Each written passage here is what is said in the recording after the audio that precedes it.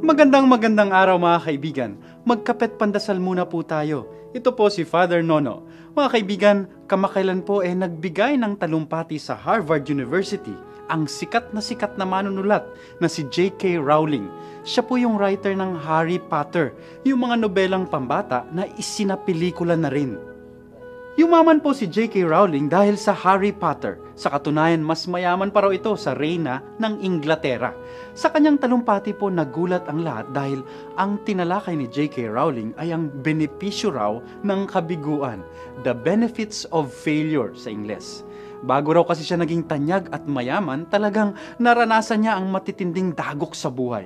Hiniwalan siya ng kanyang asawa, nawalan ng trabaho at kulang na lang magpalimos sa kalye.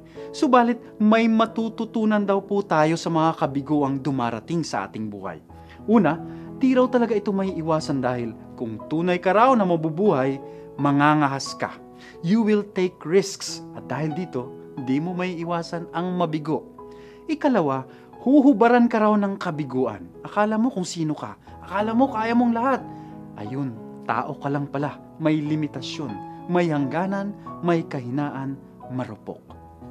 Nahuhubaran tayo. Nakikilala mo raw ang tunay na ikaw. Kasabay noon, maraming bago ka ring maaaring matutunan tungkol sa iyong sarili. Na kaya mo palang bumangon, na mas matatag ka pa pala sa akala mo.